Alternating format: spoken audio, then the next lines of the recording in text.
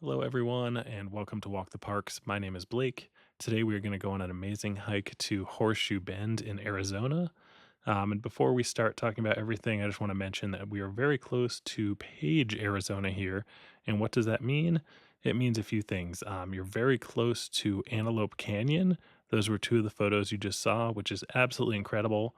You're also close to Glen Canyon Dam, Lake Powell, the Wave, somewhat close to the north rim of the Grand Canyon, and a bunch of other things. So there's tons of stuff to visit in this area. And just note that if you do go to Antelope Canyon, which you definitely should, you do need a guide, and the wave does require a very hard to get permit. So keep that in mind. So now, where we are here, we are in the parking lot of Horseshoe Bend. All the way at the end of this video, I do have the road of where we drove in. You go through those that kind of entrance station right over there, and you do have to pay. We'll get into that in just a second. Um, and as far as this hike goes, it is 1.4 miles round trip, and there's about 100 feet of elevation gain. So it's a rather pretty easy hike, but keep in mind we are in Arizona, and if you look around right now, this is what the hike is like the whole way. So there's almost zero shade. That said, there are a few shade structures that they have built along the way. This hike is absolutely incredible. I mean, that photo that is at the beginning of the video and the thumbnail is pretty much the destination, Horseshoe Bend. It's just a really, really incredible bend in the river, and that river is the Colorado River. You can also enjoy it in a different way, like if you wanted to, for example, go rafting, you can raft the area from Glen Canyon Dam or just below the dam to Lee's Ferry, and that's a pretty cool option too. Grand Canyon rafting starts at Lee's Ferry, and those permits are extremely hard to get. Or if you go through someone commercial, it can be quite expensive. But the part from the dam down to Lee's Ferry is quite mellow. There's not really many rapids at all. So if you're interested in kind of a more tranquil experience, you can go for that. So, like I said, we are going to go all the way through the video, and it's going to end when we get to the beautiful Horseshoe Bend, and I'll kind of just show some different angles of what it's like down there. This is a very popular destination, and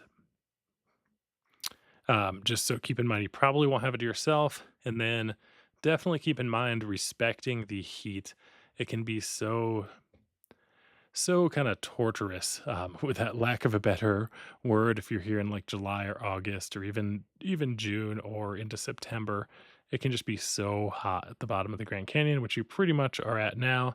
So make sure to bring water with you. Consider wearing sunglasses, consider wearing a hat, sunscreen, all of that stuff. I mean, also consider maybe electrolytes like liquid IV or something like that. Just definitely respect it. I will say this is probably about the easiest hike you can do. So keep that in mind. I mean, Antelope Canyon is pretty easy as well. And you're in a slot canyon, which can be kind of cooler and nice. So just keep that in mind. So I got a lot of this information from horseshoebends.com. Currently, as of the production of this video, it's $5 for a motorcycle and $10 for a passenger vehicle to enter. And it's not a national park, even though you're kind of on public land here. The parking lot was made by the city of Page, so you're paying them for the parking. It's not covered by your national park pass. You can get in here with commercial tour buses and stuff. They just charge more for that. And they do accept cash and credit cards, with the exception of busy holiday periods. And during busy holiday period, you should pay parking fees in cash, in order to minimize wait times. I don't know if that means they won't accept it or they're just encouraging it, but that's kind of an interesting thing to say. I think they just want you to have cash so it's quicker. Right now, I'm walking through one of those shade structures I was talking about just to show you what it's like, which can be quite nice.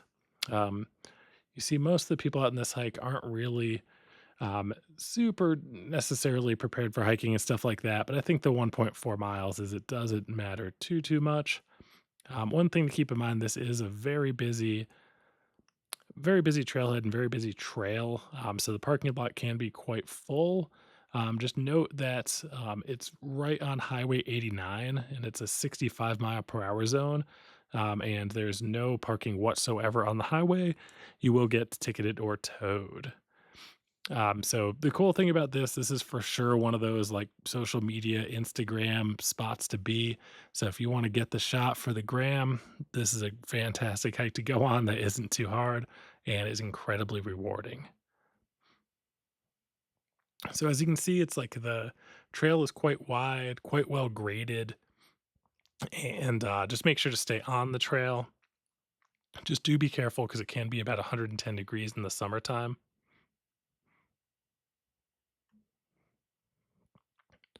Let's see what else. So, Page, Arizona is really cool. You can also come here and enjoy like sunrise or sunset. That would be a good idea for sure during the hotter times. And perhaps spend some more time in the area. Like I said, there's tons of stuff here. A lot of people will drive this road regardless if they're headed like on the national park tour. So you might be going from the Grand Canyon South Rim up to the North Rim, or more commonly, you're probably going from the Grand Canyon South Rim up to Zion and Bryce and things like that. This is kind of a almost, I don't know about if halfway point is really the way to say it because it depends which way you go and how many times you stop along the way. Um, but it is really absolutely worth it. I would recommend it even with the fee for parking. It's nice you don't have to have a permit or anything like that. Basically, we're going to go and it's about 1,000-foot drop down to the Colorado River with these amazing views. Here I am walking again through the shade structure. The reason for that is basically to pass these people, although I don't think I get ahead of them, and just to show you what the shade structures are like. They're pretty nice, but it wasn't really very warm when I was there, so not a big deal. This is within Glen Canyon National Recreation Area, which has tons and tons of cool things near it. Would definitely recommend exploring this area more. As I said, this hike is about 1.4 miles and elevation gain. My calculation was about 100 feet. Some sources say it's more like 150 feet.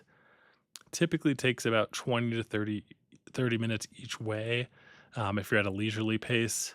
This video is about, well, almost 20 minutes long, but it shows at the end it has me driving in just so you can see what the turn in is like if you're interested in that. And I do spend a few minutes at the bottom. You can kind of see in this video, like down there to the right, it just went out of frame, but that's pretty much the end of the hike. And here it is. You can kind of see those dots of people there on the canyon rim. Note that at the there's a huge parking area. I mean, I think all different size vehicles can be accommodated, and there were some restrooms there as well, so that's quite nice. There are not restrooms once you go to the hike, so if you got to go, make sure to go.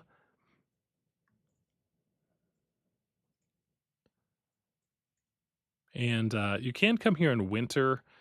Sometimes some places in this area do get a little bit of snow or ice. It can really depend. It can be really nice here in the winter time, but it can also be like brutally cold, maybe colder than you'd expect in like in Arizona in general, really. So Page, Arizona is a small city that you're right by. It's about 7,500 people, and it was founded in 1957 as a housing camp for workers building the Glen Canyon Dam. In a lot of ways, it's kind of surprising there's a city this big around here because there's kind of nothing around this area. I mean, obviously you have the Colorado River, but it's so remote and it's quite a big drop to the Colorado River. The Glen Canyon Dam is quite impressive. Um, one time I went there and I was surprised though, like you walk in the door and it's like immediately like a TSA checkpoint, which I found kind of unusual. So just note that. And you are very close to the Utah Arizona border, which is kind of neat. And Southern Arizona has all sorts of like national parks. And this whole area, really, with all these red rocks and this beautiful canyon country, is called the Colorado Plateau. So the Colorado Plateau goes all the way down to about the Grand Canyon area, and then it goes up into southern Utah, all the way up to like Moab and even north of Moab a bit. It's like the kind of cool area of the country that seems like Mars or something similar. Glen Canyon Dam, like I said, the walls are really high in this part of the canyon. The dam itself is 710 feet tall and was completed in 1963. And it created Lake Powell, which is one of the largest reservoirs in the US. It stretches over 180 miles, providing water storage, hydroelectric power, and a bunch of recreational opportunities as well. The dam generates electricity for millions of people in the Southwest and helps regulate water flow for downstream users. Though it's been controversial for flooding the scenic Glen Canyon and altering ecosystems, which is kind of interesting to me. Like I've been lucky enough to explore the Grand Canyon as well as southern Utah quite a bit, and there are so many amazing canyons, particularly along the Colorado River. So I do kind of wonder to myself what it is like if if Lake Powell and Glen Canyon Dam did not exist. But it also seems really cool to go out and boat on it. What a unique experience. If you have the opportunity to do that, I would definitely recommend it. Pretty cool. Um, and also, the Grand Canyon, which, is basically here. Like it's kind of debatable where it starts and where it ends. Like, Grand Canyon National Park started off as one thing and then they expanded its borders. So, and then there's something like you're in like Granite Canyon first, then Grand Canyon. But it is kind of like you're kind of right on the border of Grand Canyon National Park here, too. So it's a little bit confusing about the naming of everything. I would pretty much say that you're looking at that you're pretty much at the Grand Canyon right here. It's just a little bit of a different scene. Like it's nowhere near as dramatic as it would be at the North Rim or the South Rim.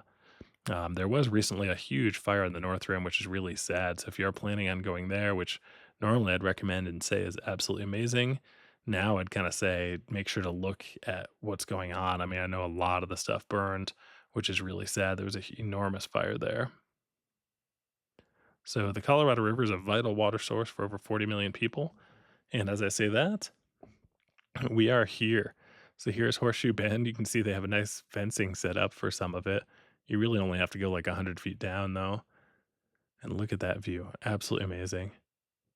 So I will say it's a little bit tricky with your camera. You might want to bring like a fisheye lens or like a wide angle lens or something like that if you are a photographer looking to get the shot. Or you can kind of mess around and go different places. You can see there's a few bugs in the frame. It was a little buggy the time I was there. And the Colorado Plateau, like I was talking about before, is about 130,000 square miles. Does go into New Mexico a bit too, and Colorado. But Colorado Plateau is certainly not entirely in Colorado. Like most of the famous stuff is in Arizona and Utah. So I just kind of went through and you just kind of get to look at some shots here. How beautiful. Just want to talk a little bit about the local indigenous people and the surrounding reservations. The area around Horseshoe Bend is deeply connected to the Navajo Nation, and it's the largest Native American reservation in the U.S., covering over 20,000 square miles across Arizona, Utah, and New Mexico. And the Navajo people have inhabited this region for centuries, with a rich culture emphasizing harmony with nature, traditional crafts like weaving and jewelry, and ceremonies tied to the land. There are some kind of cool people. Like a lot of times they'll set up kind of on the road at pullouts. I would highly recommend checking that out. They make some really amazing jewelry and weaving. So make sure to check that out. Also, Antelope Canyon, like I mentioned before and showed a couple pictures of at the very beginning of the video, is absolutely amazing. Another place that is absolutely worthwhile. It is wonderful to just be able to take amazing photos there. That is on Navajo land, and you are required to go on a guided tour with Navajo operators. But it's really cool because they'll kind of guide you through and give a little information about the area's kind of spiritual significance and the history of the area, which is really cool. Make sure, if you're in this area, of course, as always, to respect the indigenous heritage. And, I'd recommend if you can try to support some Navajo owned businesses and whatnot. Pretty cool that it's the largest reservation and that this is their land. Very cool. So you saw over where we were before, there was a big fence, whereas here there's really not. So definitely want to be careful. And my God, if you have kids or something, make sure. You can, keep them a little bit away from the edge. You can see a boat kinda going down there right now as we're right there, and what a beautiful area. A lot of bugs, though, going through my frame. Not the most fun. So according to this information, pets are allowed on leashes, drones are prohibited without permits, and obviously littering is strictly enforced. If you do see a piece of litter, please pick it up. One of the most amazing things I think about our natural areas in America is that there's not much litter at all. So let's all do our part and try to keep it like that. And let's see, you're about 5 miles downstream as the river flows from Glen Canyon Dam, and real easy access off of Highway 89.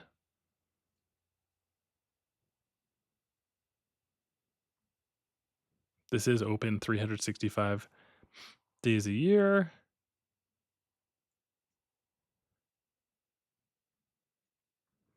Best time to visit this area a lot of times is like either sunrise or sunset's a good call, but also, fall and spring tend to be the most popular.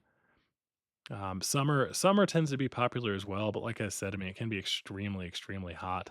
So it can, and you might think like, I think a lot of people end up thinking like, oh, it's gonna be hot. That sounds so nice, but it can really be miserable when when it's over 100 degrees and there's nowhere to hide from the shade or anything. It's not like chilling on the beach where you can just go in the water and cool off. It can be really hot. So there's that. Now we're just gonna look really quickly at at what it's like to pull in. This is me driving in there with a bit of a dirty windshield. So again, just make sure to bring water, wear some sturdy hiking shoes, sunscreen, desert clothing, which a lot of times you might want to cover up to kind of protect yourself from the sun and not have to like slather yourself in sunscreen all the time. So as you can see, you can pull in here. There's a bunch of signs, and then they'll kind of take your money. So pretty cool. Page, Arizona is kinda cool too. There's a couple good restaurants there and some hotels and stuff like that. There is a small Walmart there as well, and some fast food too, if that's your thing. So kind of a surprising oasis, we'll call it, because you are pretty much in the middle of nowhere. Be careful where you go. If you go way down some dirt roads, you can really, really be quite removed. So anyway, I just wanted to show you this just going in. Like right now, this is just what the pay stations look like. There were people in them. And then I just wanted to show everybody, if you're interested, what the parking lot looks like. Colorado River, its total length is 1,450 miles. As its source is in Rocky Mountains, and then the Green River kind of connects with it too. And the source of that is in like the Wind River Range in Wyoming. And it does have a mouth at the Gulf of California. And that's about it. Thanks so much for joining me today, you guys. Have a nice day.